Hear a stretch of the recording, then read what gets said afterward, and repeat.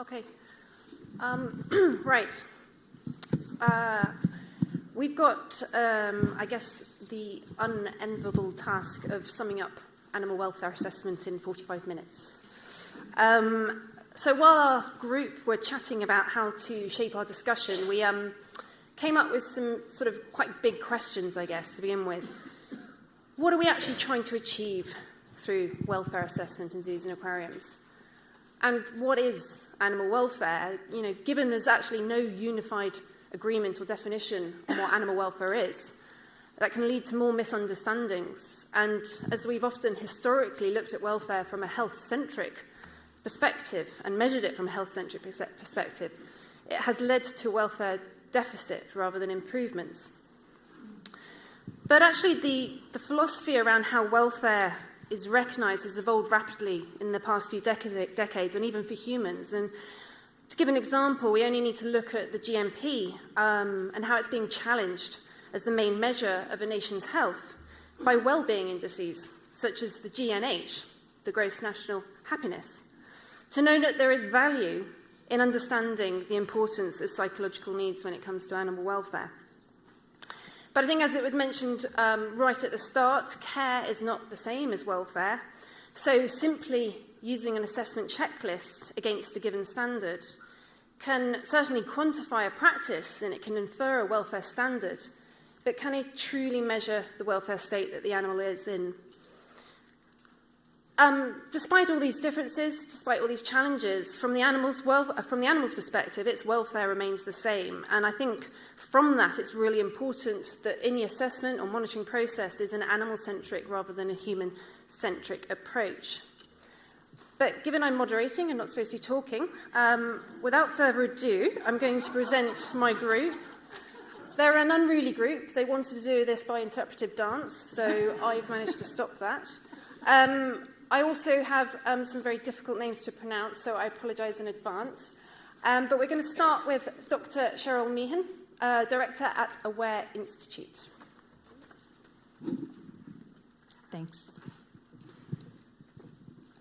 So I think a lot about animal welfare assessment. It's really kind of been the big question, the big interest, the big passion that's colored pretty much my entire professional and academic career. So it's a little frustrating that I can't, after all of that time and thought and effort, can't get up here and give a very snappy and eloquent definition or stepwise approach to how to think about and how to conduct animal welfare assessment. But I can give you my perspective and talk a little bit about some of the practices that myself and my colleagues are putting into practice. So when we think about animal welfare assessment, we really are thinking about asking two central questions. One is, how are animals faring in human care? And when I think about how they're faring, for me, we need to pay particular attention to their mental and emotional experiences. And then the second follow-up question is, how do the care practices in zoos and aquariums or other managed settings, how do they affect those experiences both positively and negatively? And I think we can't ask the first question without also addressing the second question simultaneously, because we need that coupled bit of information in order to continually drive improvements in practice and to support continued enhancement of animal welfare. So how do we go about answering those two very important questions?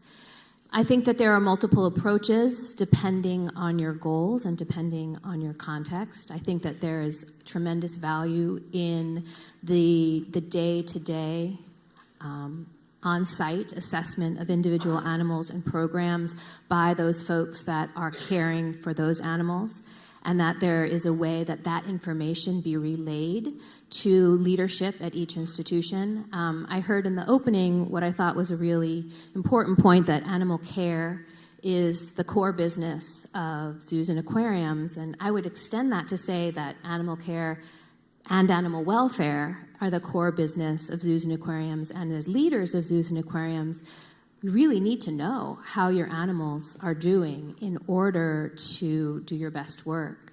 So I think that is very, very important.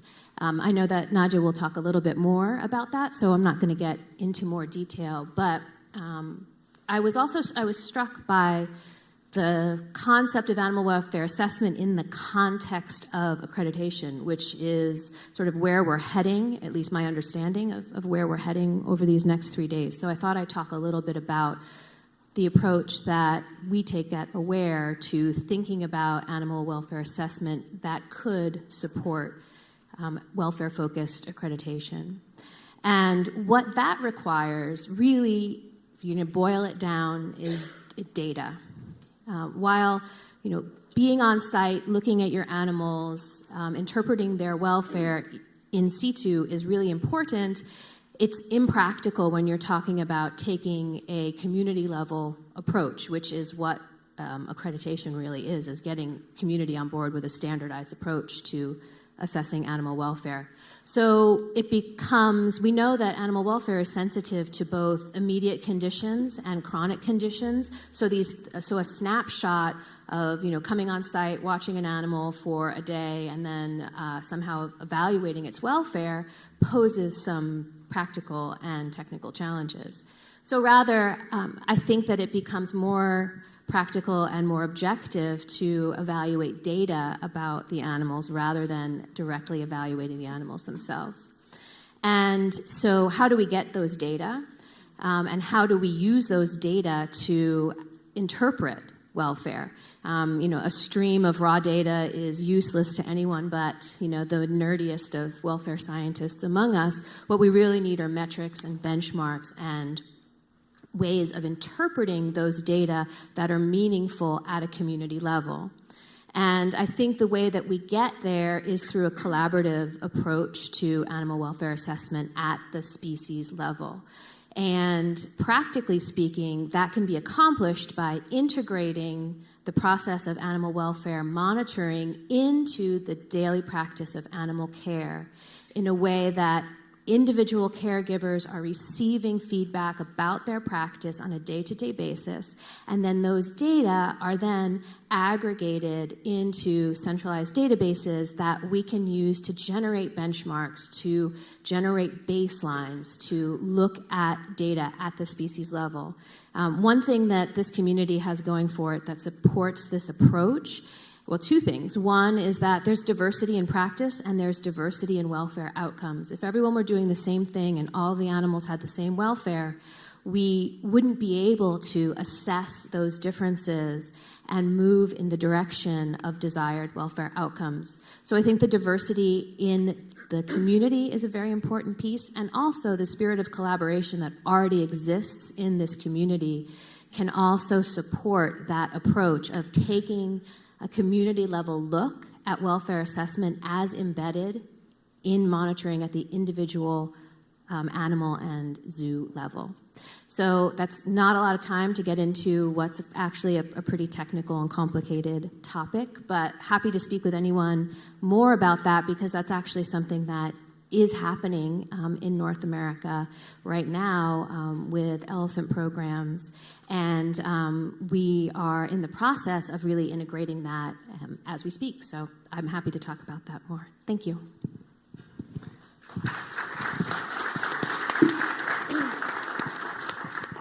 Thanks, Cheryl. Next, we got Dr. Nadia Wielebnowski. Sorry, Conservation Research Manager at Oregon Zoo. Thank you. Thank you. And I want to tag team on what Cheryl said, and I'm going to talk about three things quickly since we only have these few minutes and it's hard to fit it in. A little bit about the AZA Animal Welfare Committee and its assessment trials and tribulations, and then about the role of science, and thirdly, the role of the keepers. So the Animal Welfare Committee is near and dear to me since I've been on it since its inception in AZA in 2001. And I was the chair of it at some point for 6 years. And in the beginning, you got a bunch of scientists in the room. We were kind of almost locked away in there trying to figure out what are we going to do about this? How are we going to assess things? We came up with all kinds of ideas in the end. So the first thing that came out of the committee is what we would term resource-based assessment by looking at what kind of programs are important to ensure that the animals have the highest potential welfare, which would affect all the animals across the board, because that's the other important thing. We have to consider anything from an elephant to a sea urchin. And so how can we implement that? So we talked about what was called then the welfare wall, so these little bricks in the wall that come together, and when we have a functioning nutrition program, veterinary care, all of these elements in place, enrichment program with all the pieces that it should have, and then all these programs ideally should communicate effectively together to increase the potential for highest possible welfare. So that was the first step, but then of course we realized this is one way, and it was integrated in accreditation over time to kind of raise the standards there. But this is, of course, not addressing the individual animal welfare. And so we struggled with that next, and we changed the definition of welfare to then include emotions and positive psychological well-being, which was an important next step, and that's where we are. And we now also, accreditation now mandates since 2009 that each institution has an institutional animal welfare process in place, and ideally an animal welfare committee. And this has actually pushed us, I think, the AZA community further ahead in that institutions are now looking what to do. So they have a committee, they have a process, but they don't know how they're going to monitor the welfare of their animals. And that's where we're struggling now to provide different tools in order to do that. And it has to be a very comprehensive approach, and I think accreditation is one of them. And then there has to be the internal monitoring and assessment. There has to be the science, and this brings me to the science piece.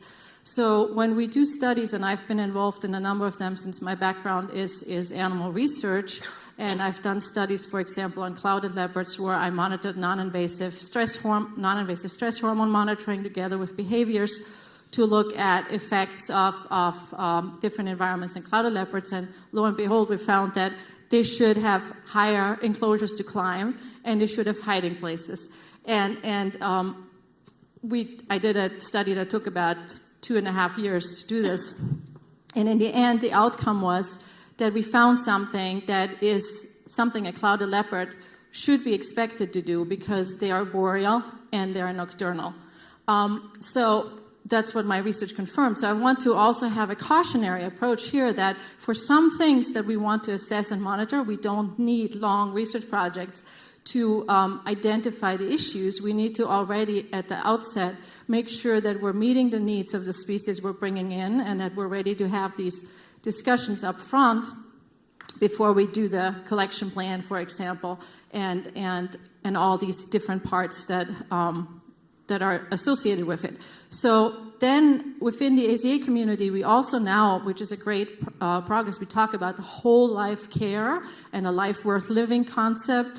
And like I said, trying to identify positive indicators, and that's an area that I'm working in, trying to figure out, are there positive physiological indicators? Can we identify animal emotions? Can we possibly, there's some very exciting work going on. I think we can use that. We need to invest in the science of it, which is a really extremely important part, but then we need to figure out how to apply it on an ongoing protocol to our monitoring. And this is where the keepers come in. This is my last piece that I want to mention. So the keepers and caretakers of the animals are really at the core, kind of, they have their hands on the pulse of the individual animal welfare. And we need to enable them and give them tools like Cheryl was mentioning that provide them with constant feedback.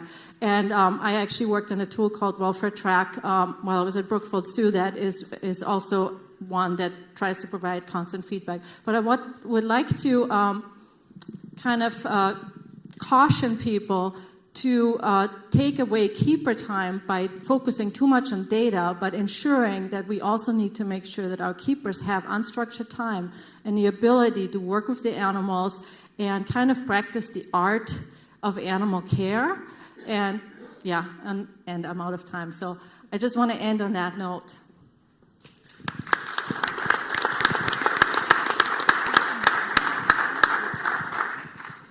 Thank you. Next, we've got Dr. Jake Veazey. This 4D cinema is amazing. It's like you're really here, which is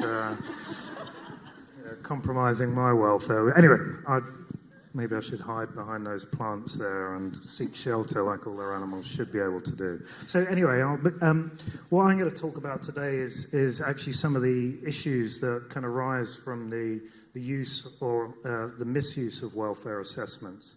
But I think before that, we need to be clear what we're assessing, and to do that, we need to be clear about what welfare is. And at this point, I have to make an admission in that I belong to what's called the feelings school of animal welfare, in that I believe animal welfare is all about the feelings of animals. And factors such as health are only relevant to animal welfare as and when they impact how an animal feels, which is a real challenge for welfare assessment, because assessing the feelings of animals is a lot more difficult than it is to assess the health of individuals and populations. And health assessment is more tangible, and there is that intuitive link to welfare. And as a result, I feel is our desire to legislate for welfare and to demonstrate our commitment to welfare. I think historically we've focused perhaps too much on health to the potential detriment of the feelings of animals. And in essence, we're focusing on the measurable as opposed to the meaningful. It's also quite a flattering thing for us, because as zoos, we are actually quite good at protecting health, but arguably less good at protecting the psychological well-being of animals. And that so that focus on health has had, I believe, potentially negative consequences for welfare. Now, many definitions of animal welfare include physical and psychological well-being. We spoke earlier, the AZA definition certainly used to incorporate both. AVMA's definition incorporates both, as does the draft Universal Declaration of Animal Welfare. But health and welfare are very different. And whilst this distinction may be academic, I think it has important consequences within zoos. All too often when we are faced with decisions where we're balancing physical and psychological priorities, the relative ease with which we can assess physical health and the tangibility of the physical aspects of those discussions tends to skew our decision-making process towards safeguarding physical well-being, often to the detriment of psychological well-being. We've become very good at de-risking the lives of our animals and keeping them alive for long periods of time.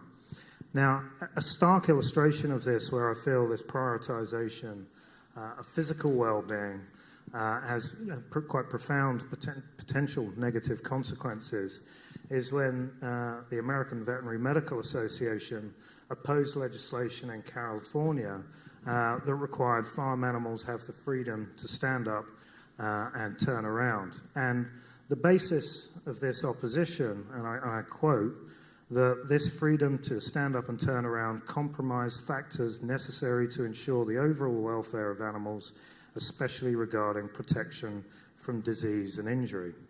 So one can only assume that the rationale behind this decision is that the more tangible, albeit hypothetical, physical risks associated with these increased freedoms effectively outcompete the less tangible psychological benefits associated with those freedoms.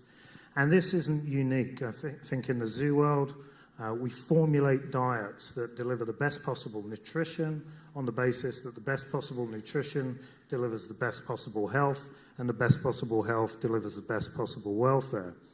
But we don't balance it out with the psychological detriments of, for example, chow-based diets for large cats that don't experience the species-specific satiety they would in the wild, and as a result of which they're chronically motivated to hunt and forage in environments in which they are chronically prevented from doing so.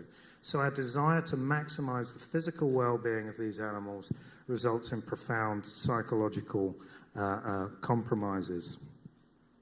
So whilst I obviously support welfare assessment, I would encourage us all to focus our management and our welfare management priorities on those factors that are likely to have the biggest impact, as opposed to those factors that most clearly demonstrate our commitment to welfare, because they're not necessarily the same thing. Thank you.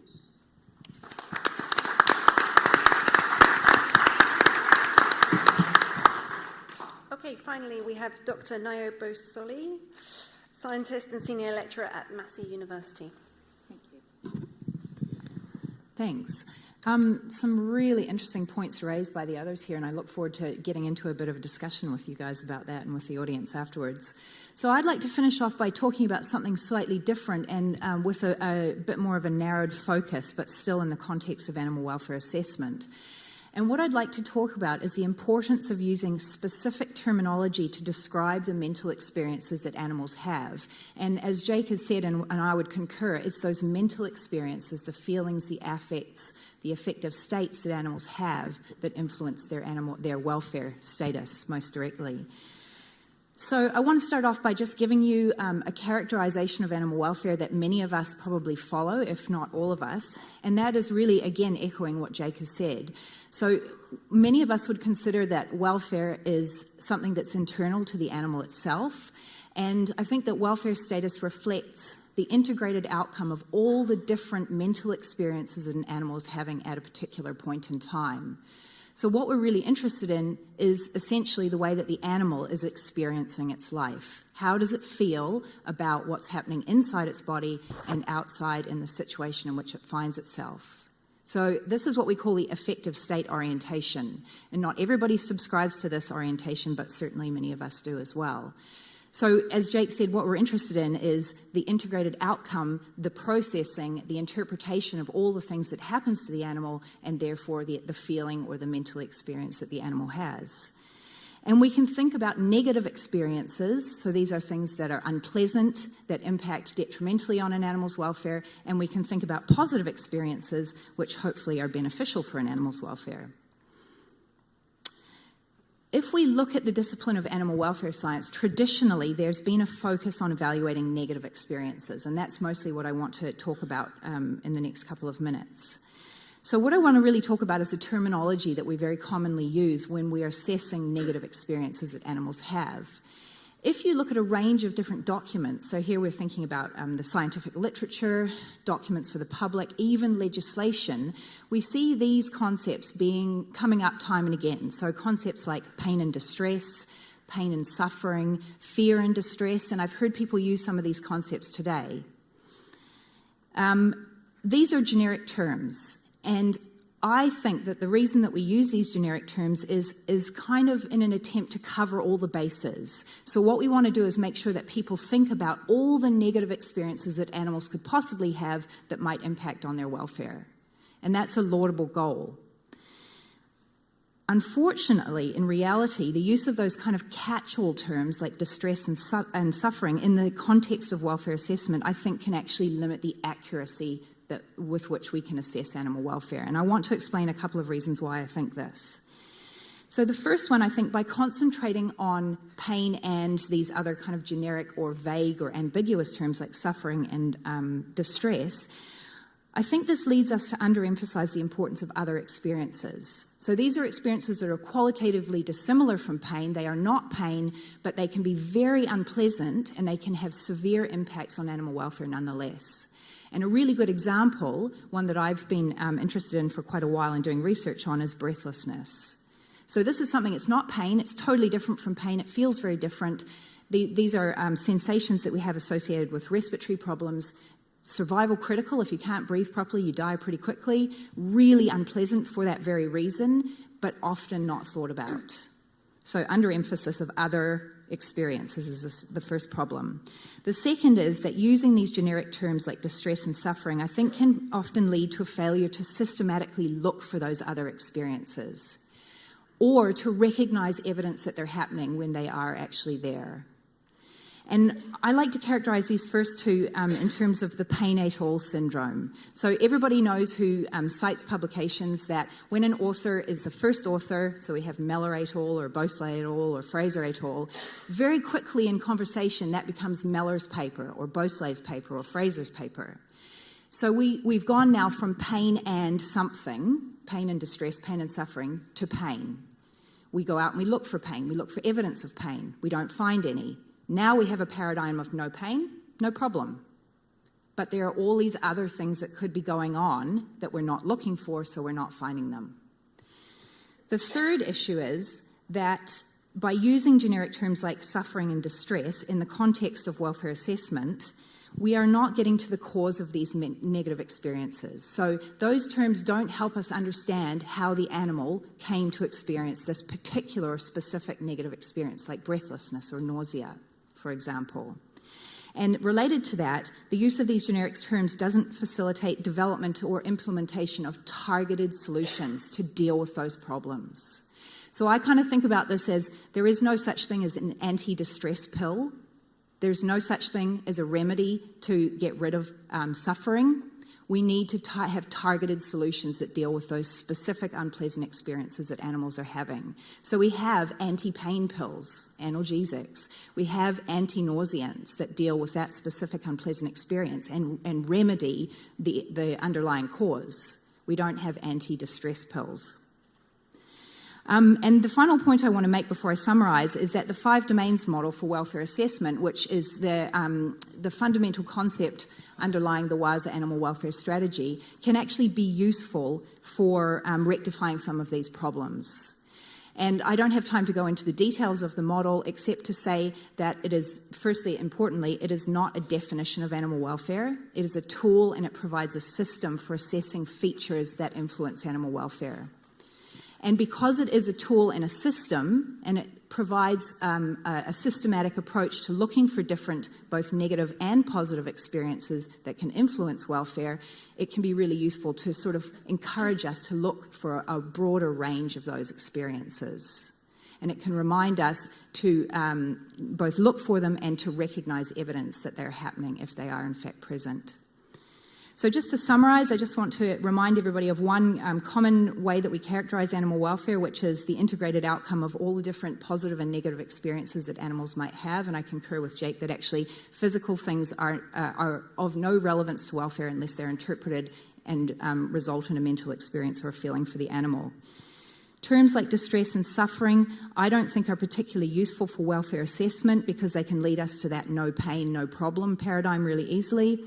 And instead what we need to do is we need to look for and use specific terms to describe those mental experiences. And that can be useful because it helps us actually explore and recognise a much wider range of negative and positive experiences that might influence welfare. Helps us look for the causes of those negative experiences, and that's important because we need to be looking for targeted solutions. So there's no point in giving an analgesic if the problem is a respiratory problem that leads to breathlessness, for example.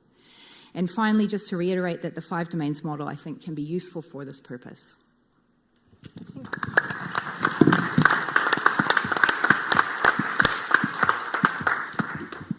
So, do we have any questions? Got no paper yet.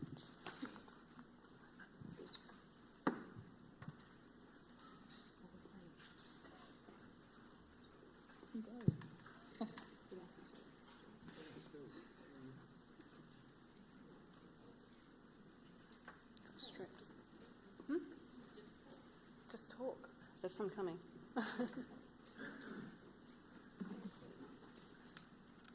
Okay.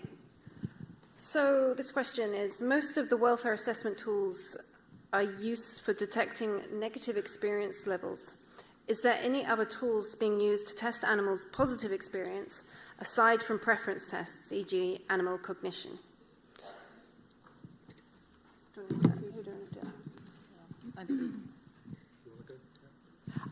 It's actually, like Jake mentioned, it is harder. So it has been a long time coming, but we have been for the last several years in the assessment community tried to figure out what are the positive experiences that we can get our hands-on and that we can get information on, and how do we define them? For example, behavioral diversity, play behavior, and I know Cheryl has a lot to say to that too, and also from a physiological perspective. I'm trying to figure out, for example, how we can get some information on, somebody mentioned smiling. I think it'd be wonderful if we can categorize facial expressions in animals and start trying to monitor them.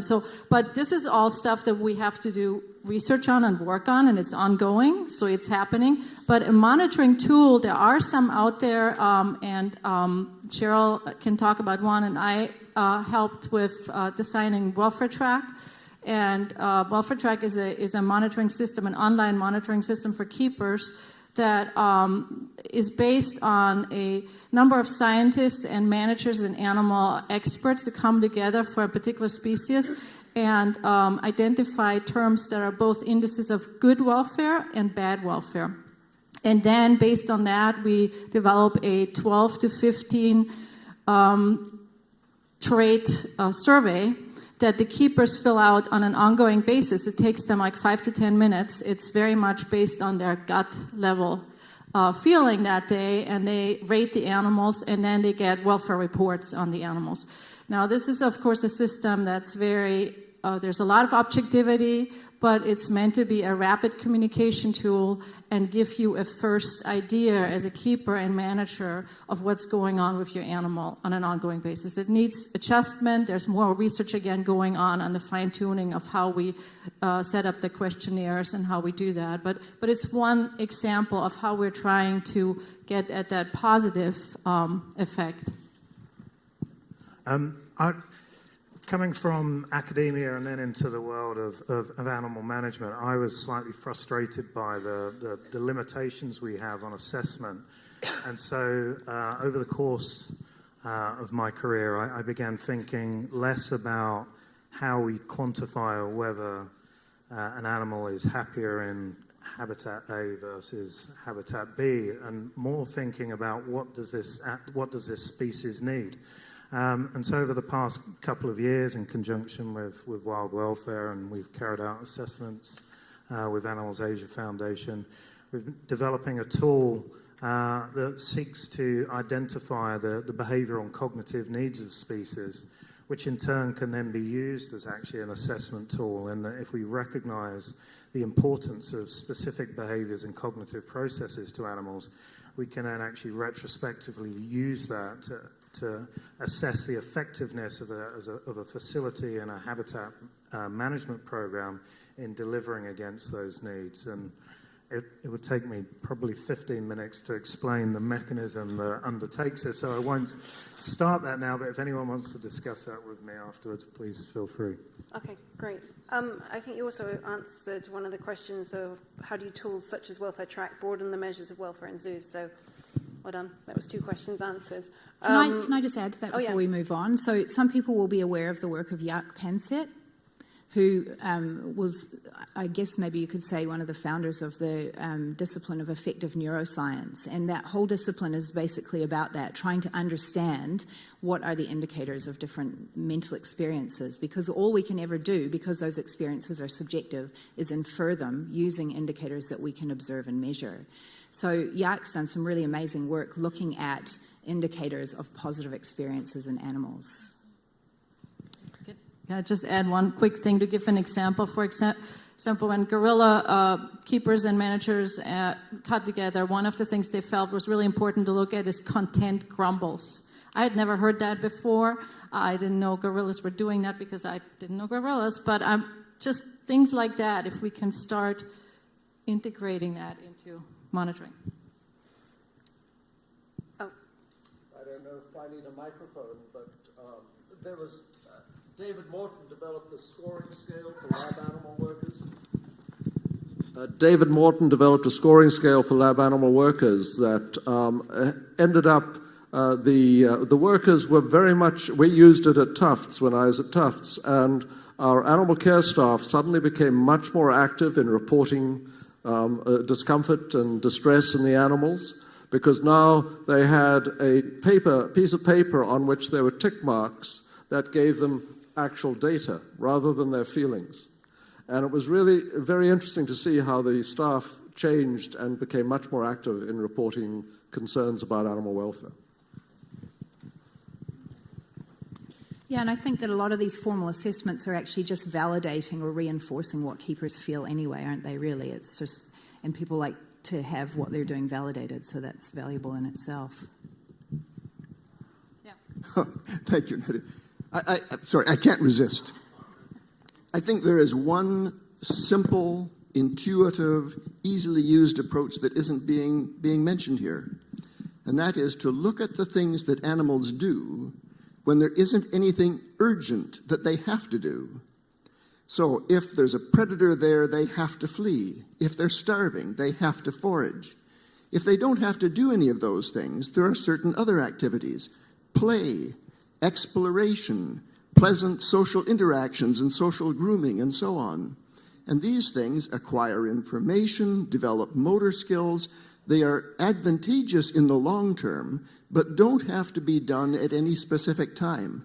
And we know from our own experience that these are fun. Why not look for the activities for which animals do when they don't have to do something else? And in many cases, I think they're just fun. I take your point, and that's actually the approach that we use in our approach to behavioral assessment of welfare, is to not only be measuring things like stereotypic behavior, but also to be measuring things that are indicative of positive states, luxury behaviors they're sometimes called. And what we look for is what's in the balance with respect to this animal's overall time budget. And one of the big challenges that we have in zoos is animals spend a lot of time waiting. We call waiting behavior like literally standing in front of a gate or a chute or a transfer door, waiting for the next thing.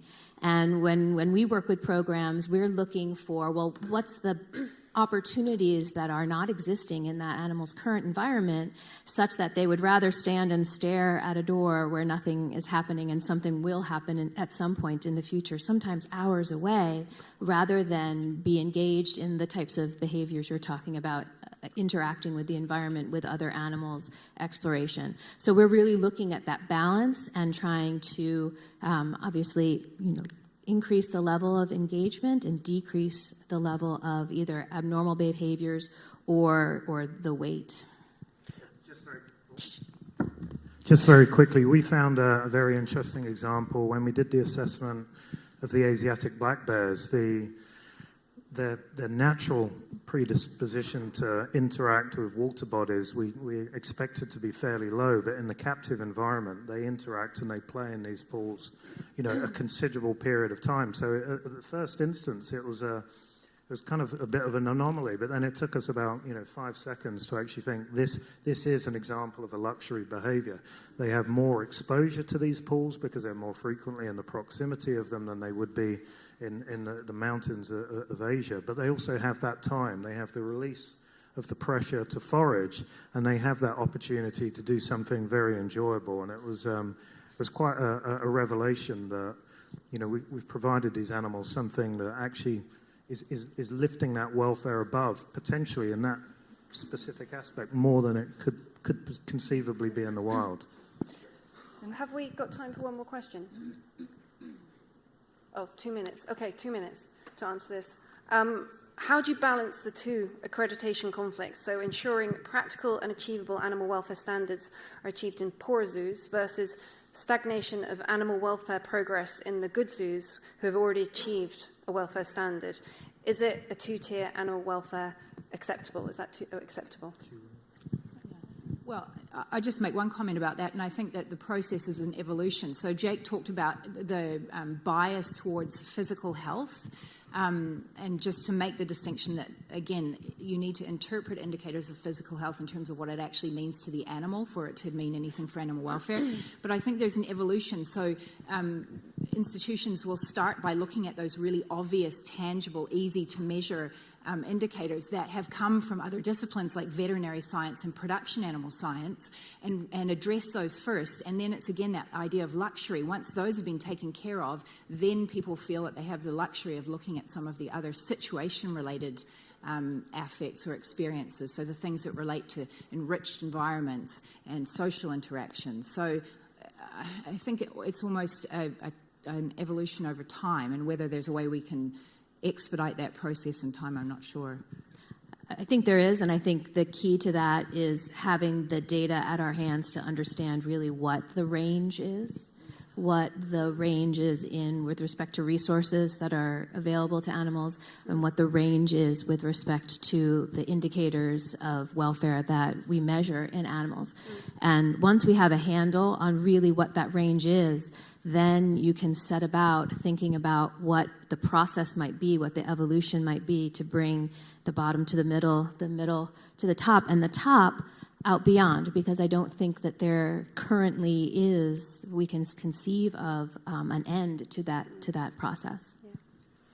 I think that's timed up. We did have one last question. How would you assess the welfare of animals in the wild, which I figured was a whole symposium. But I believe that's happening in November in Sydney. Is that right? Something like that question might be answered then. So thank you very much to the panel. I'm sure you guys are open to questions afterwards by everybody. But a round of applause. Yeah. Thank you.